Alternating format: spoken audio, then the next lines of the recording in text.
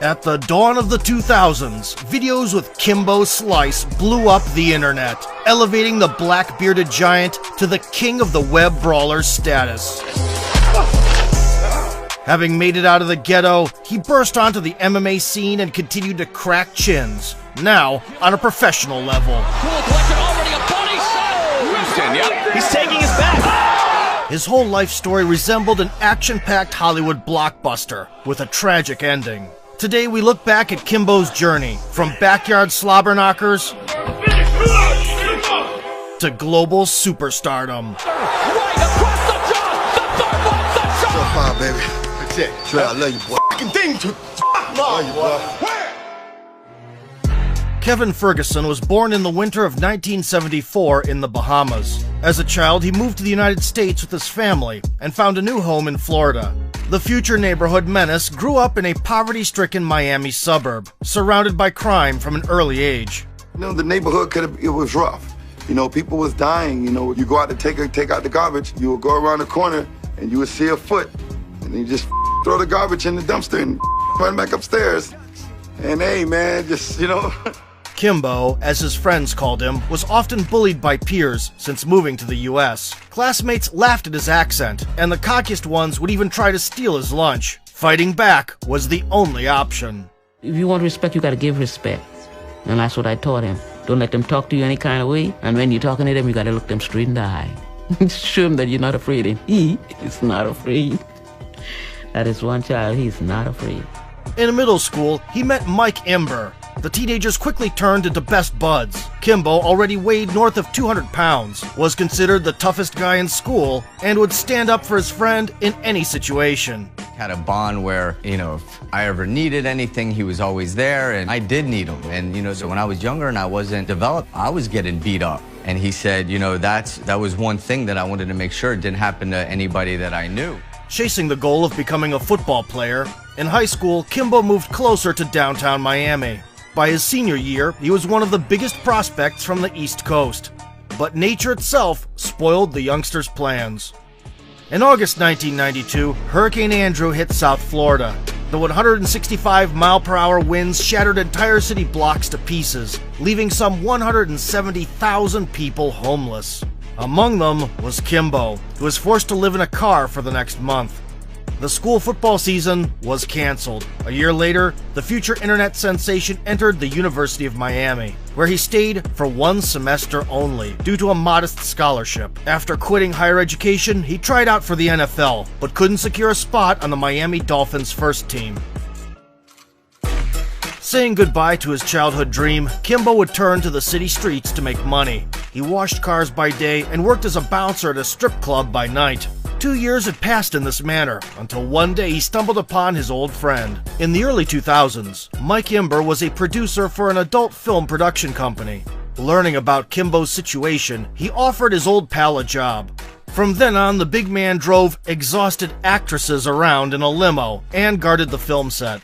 It brought some financial security, but as a young father, Kevin had to provide for his family. He once again turned to Mike, whose resourceful mind generated a brilliant idea. Ember, who had never seen his friend defeated in a scuffle, devised a simple yet genius plan. They would drive around the city, challenging local fighters. One would take bets, and the other would beat the crap out of anyone who had the guts to step up. The scheme worked wonderfully, and Kimbo's biggest talent was put to use effectively. In every neighborhood, in every city, there's a guy who's always a tough guy. There's always a bully. There's always someone who just, you know what I'm saying? You know, he feels like he has a point to prove. He'll walk around with a chip on his shoulder. And, you know, I don't like them type of guys. You know what I'm saying? Initially, everything was done behind closed doors, until Mike decided to hire a cameraman. Kimbo's first fight recorded on tape was against a guy called Big D, a 260-pound thug who had recently been released from prison. Kimbo jumped into the fight right away. Frustrated by the lack of resistance, he decided to cheer up his opponent. Come on, that's all you got, D! Come on, hit me! You're gonna fight that! That's all you got, D! After another fall, Big D asked for a break and received a polite refusal. Nigga, let's run this! Kimbo gracefully cosplayed Tyson and placed a tight hook, Finish that! which was the last straw. What's up?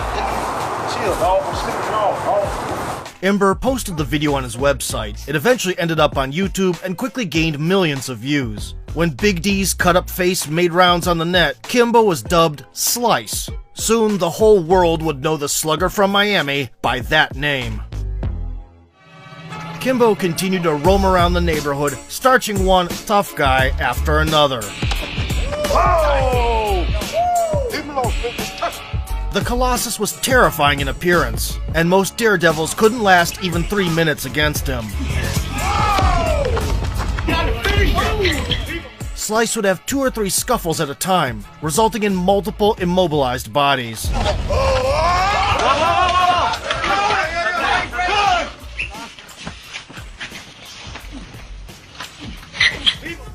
I was in the ring too. Hit him, Kevin. Hit him, Kevin. I don't think nobody would want to go in the ring with him. I know I wouldn't. New recordings with Kimbo appeared regularly, each time getting more views. Back when the concept of video blogging was in its infancy, the Bahamian native was one of the first to gain the status of a YouTube star. On the wave of bursting popularity, Slice decided to expand the Street League. Kimbo one day said, you know, I'm tired of coming to these things and I'm the only one fighting. He's like, you know, when I come, after I fight, I want to watch some fights. He's like, I got the perfect kid. The guy in question turned out to be 18-year-old Jorge Masvidal. The frail youngster was put up against an undefeated heavyweight, but Jorge wasn't bothered in the slightest. The recording would subsequently pave the way for him to the highest echelons of MMA. Like, hey, you want to fight in a couple hours? I was like, hell yeah, let's do it.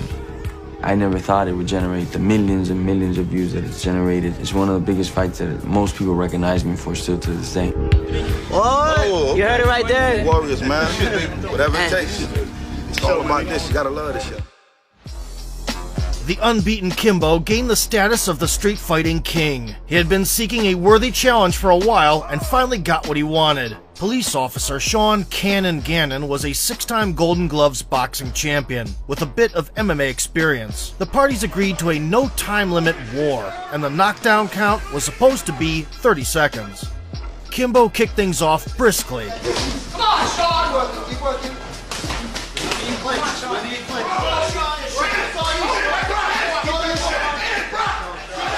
Sean survived the assault and delivered a counter. The guillotine attempt infuriated Slice's corner. While the subsequent takedown angered Gannon's friends.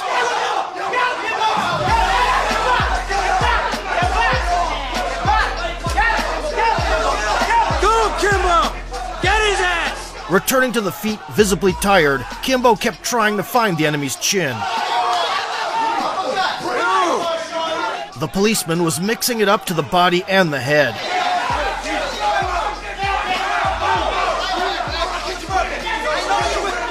They were both very depleted, but refused to stop throwing heavy leather. 7 minutes in, Sean uncorked an unexpected series of elbows.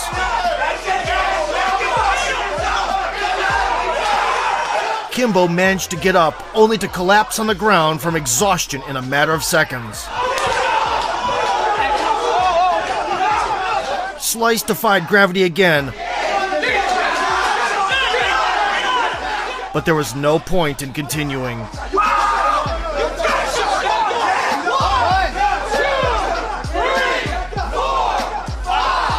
Kimbo lost for the first time, although you wouldn't have guessed it by looking at Shannon's face. The brawl against a competent opponent with a combat sports background exposed the gaps in Kimbo's style, yet his spirit was unquestionable. Meanwhile, a video titled Kimbo Slice vs. Police Officer went viral. It amassed over 10 million views across various platforms, surpassing any MMA content that year. Professional promoters previously preferred to ignore Slice, but now the struggle for the street fighter has unfolded. Ever since Kimbo's name first gained notoriety, rumors about his possible transition to MMA started spreading. It came to fruition in the summer of 2007, when news broke out that the 33-year-old Slice would make his debut in the nascent Cage Fury Fighting Championship. The adversary was none other than a true boxing legend, Olympic gold medalist and former WBO champion Ray Mercer. Morrison goes down. I got one thing to say, man. I'm gonna break you, boss. Round number 1. Having drawn hordes of fans to the TV screens, Kimbo was not going to take up much of their time. Slice pinned the prey to the fence and unleashed fury in the clinch. After a bunch of elbows, he punched the body and hit a double leg. The boxer pulled off a sweep and found himself trapped in a tight guillotine.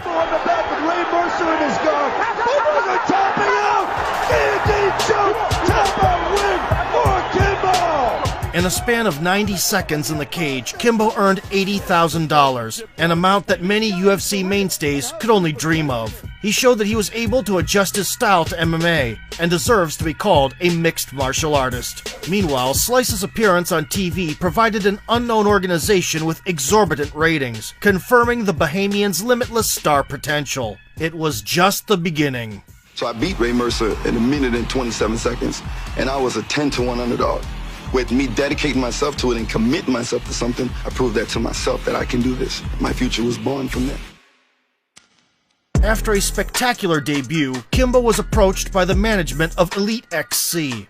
At that time, it was one of the fastest growing promotions in the United States. In his first bout under their banner, Slice faced the seasoned veteran, Bo Cantrell. Right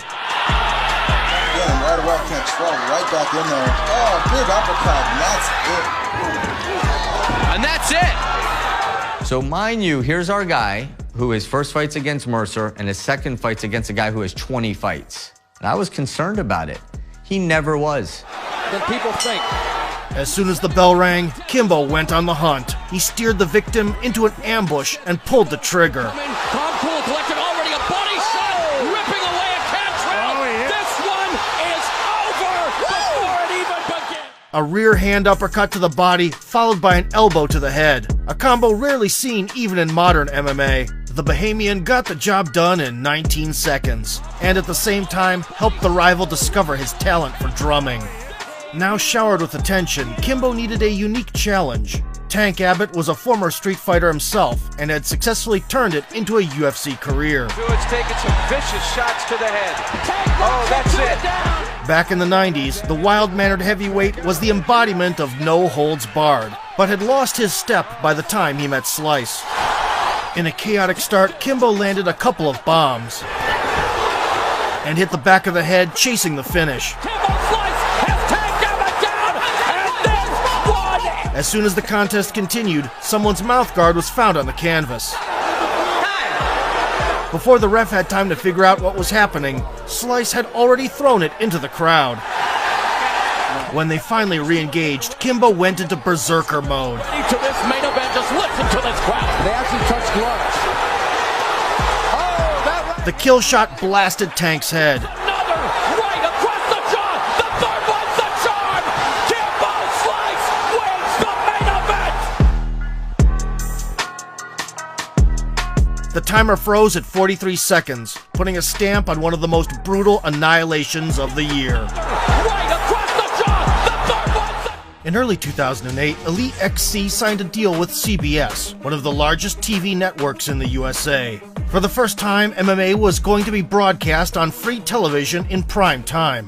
Kimbo was entrusted to headline the historic event, opposite a former Pride FC veteran, James Thompson. James declined a game of chance on the feet and leaned into his wrestling. Halfway through round 2, Kimbo got a chance to load up.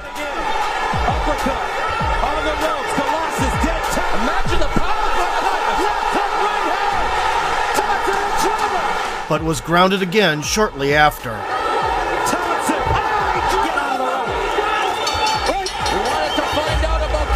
Losing on the scorecards, at the start of the final stretch, Slice delivered an overhand, forcing a panic shot out of Thompson. The Bahamian negated the attempt and uncorked the finishing flurry. The Brit wanted to eat the referee alive, but this 1,000-yard stare spoke for itself. The main event of the evening attracted 6.5 million people to the screens, becoming the most watched MMA showdown in television history. The same Kimbo Slice who brawled in the backyards of Miami has now turned into one of the biggest attractions in the sport. Kimbo wasn't about to slow down. His next opponent was supposed to be Ken Shamrock, but he received a cut hours before the bout. As a result, Seth Petruzzelli stepped in on short notice, a former UFC fighter and a black belt in karate and BJJ. Slice quickly across. Slice goes down. Slice gets pounded out, and they stop it. Rocky is here. As soon as Kimbo closed the distance, he got welcomed with a fist to the face. Considering Petruzzelli's resume, many hardcore fans predicted Slice's defeat, perhaps in a slightly more competitive manner. Kimbo's consolation prize was $500,000 for 14 seconds in the cage. At Art Bar, holla at your boy. The result upset the Elite XC bosses, but the worst was yet to come. Subsequent to the bout, Petruzzelli admitted that the organization had offered him extra money to keep the fight standing. A scandal flared up, and Dana White had a field day with it. That's fucking illegal. With their main asset losing and problems with the broadcaster arising, the promotion went bankrupt. Since the day Kimbo first stepped foot in the cage, no one has tried to belittle the street fighter more than Dana White. The UFC president called Slice the toughest guy at the barbecue and believed that Elite XC events were pulling the sport back into the 90s. But as soon as the Bahamian was no longer under contract, White changed his mind. It's just a random day. I get a phone call, and it's Dana, on the phone. He goes, I bet this is the last call you would ever, expect to get. And I'm like, I'm actually not so surprised, Pretty fucking bright, and there's something there with him. Kimbo became part of the 10th season of The Ultimate Fighter and was even granted a separate presentation. What's up, Kimbo? What's up, D-Dog? Jump in line there.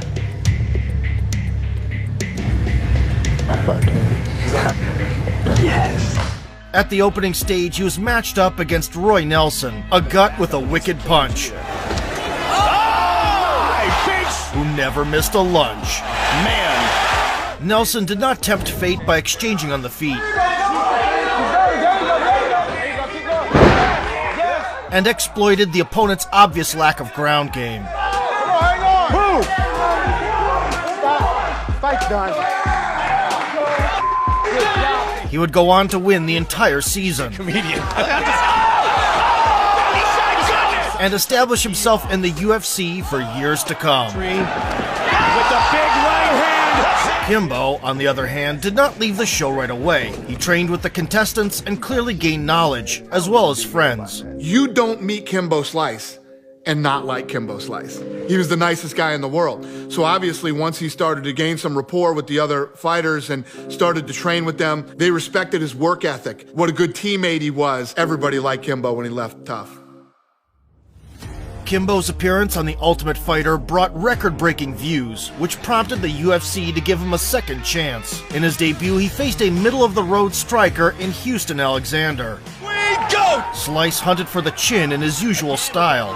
Combination. Oh, nice movement. Couldn't start to really move forward, Joe.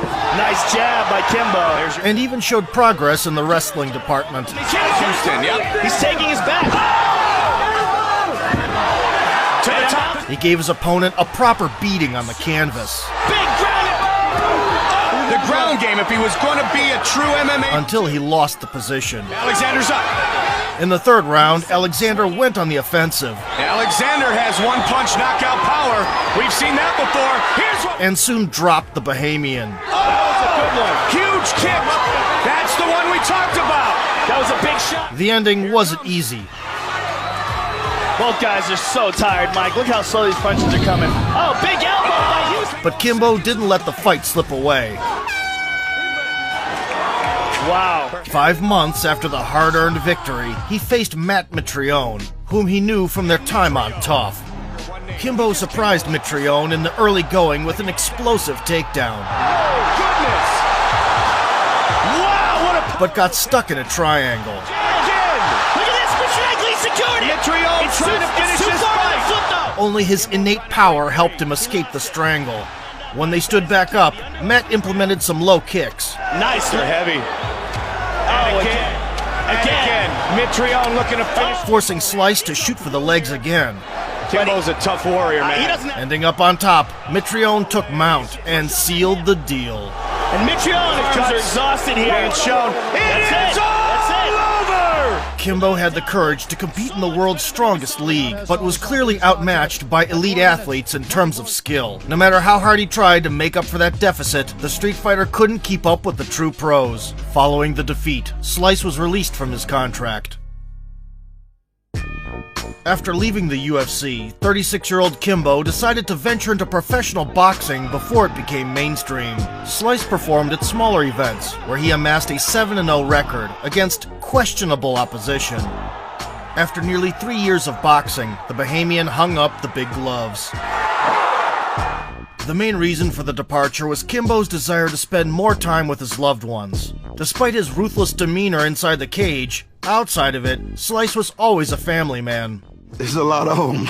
My first oldest son, Kevin Jr., then my second oldest son, Kevin II, then my oldest daughter, Kevina, then my second oldest daughter, Kiera, and then my third oldest son, Kevlar, my third youngest daughter, Cassandra, my son's baby's mom, Kiana, my little grandson, Kevin III, and we have a dog named Kimmy. That's the family. Brought up in the ghetto, Kimbo sought to give them everything that he himself was deprived of. His kids have always been his main priority in life, although the former Street Fighter's methods of education were unorthodox. Well, who's that texting you? Keytrick. So tell me about him. All right, he's taller than you, right? He like 6'3". Oh, I like big niggas. I like to drop big niggas. No, wrong thought. No, right thought. After a 2.5-year hiatus, Kimbo's fists grew itchy. In 2015, he announced his return to MMA by signing a long-term deal with Bellator. It's the fight fans want to see. First up, Kimbo faced another veteran, Ken Shamrock. They had unfinished business since their days in Elite XC. Shamrock landed a takedown at the outset. Level change, the single leg and hit by Shamrock. And went for his signature move. It's under the net. That is tight. But couldn't break the Bahamian. And during the assault, Slice got back up and issued a retirement check for the vet. Slice back to his feet and unloading with the right hand. It was all Ken Shamrock, now all Kimbo Slice. Drop Shamrock and the count for beyond. Having secured his first MMA win in 5 years, Kimbo faced Dada 5000. Another street fighting alumnus whom he knew from their Miami Scraps days. Both former neighborhood tough guys gassed out on their way to the cage. A smile at him to right down to his hip. The bout was fought under the rules of oxygen deprivation. Dada. Nonetheless, Slice proved to be the fresher of the two. Can't even get his hands up anymore. Kimbo gets out of his way, he's gonna fall. Dada has no idea where he is, and that's the ground. The veterans' showdown clearly didn't live up to nostalgic expectations. Nevertheless, in his first Bellator bout, Kimbo drew over 2 million viewers to their screens, and in his next outing, he pushed the metric to 2.5 million, setting a promotion record that stands to this day. After all those years, Kimbo Slice was still a superstar. In the summer of 2016, he was preparing to step into the Bellator cage for the third time, but a month before the event, his health seriously deteriorated. The doctors diagnosed him with heart failure. The slugger's situation worsened day by day. Me on Sunday, and it was the first time he ever said this to me, and I could hear it in his voice. He said, "You know, Mike," he was like, "You know, I'm scared." I've never heard his voice say that. Kimbo was admitted to the intensive care unit and put on a ventilator. He needed a heart transplant. However, his unstable condition made the surgery impossible. I look up in his eye and I'm calling him. I get no answer, but it was like he was looking at me, but he wasn't. When I screamed, I said, he ain't answering me. Kimbo Slice passed away on June 6th, 2016 at a hospital in Coral Springs. He was 42 years old. I guess whenever I decide to shave the beard, that's when I probably put Kimbo at rest. But would Kimbo ever be at rest?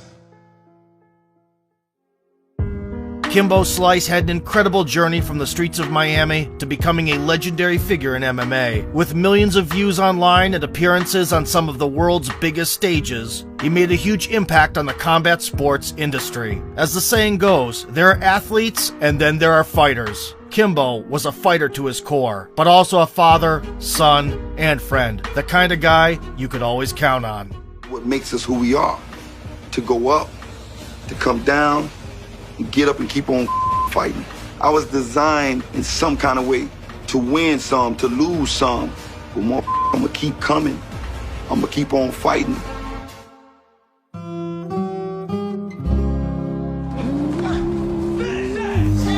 It don't stop. All day. It's how nigga eat, man.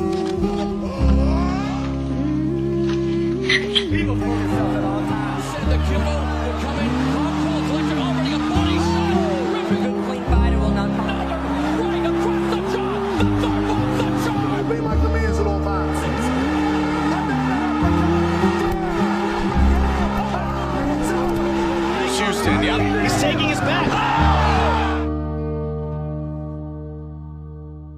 The day is done, the time has come.